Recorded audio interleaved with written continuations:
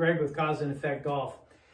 This is a tip for, I say beginners, but realistically, I run into it with good players. I run into it with, you know, at least intermediate players, that kind of thing. So this is about how close you're going to stand to the ball and everything. Now, you know, there's the general rule. We say we want to let our arms hang underneath our shoulders. That's what we want to do, okay? That's what it is. And for some reason, we hear that, and then sometimes we get going, you get up in here, and you start holding the club like this, okay? You get out in here like that kind of thing.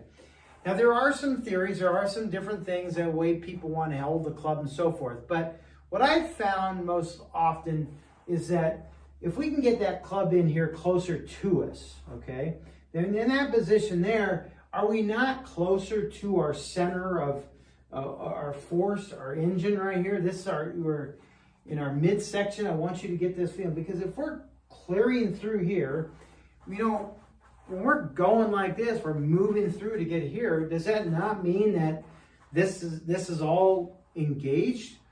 Well, if you put those hands further away from you and you're moving this, is it now you're not steering the ball out there? That's what we want to do. We don't want to steer the ball. We want it to be somewhat in connection with our body, right? So when you're standing up in here like this, get those hands close into you. Let them hang literally underneath you like this. There's no tension when I do that. Just put it right here like this. Don't be here like this, because you can see how it almost throws us off balance.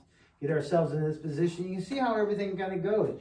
See, when I'm doing that, you can see how as I turn my core, you can see how that literally gets that club just following right through with me there, right?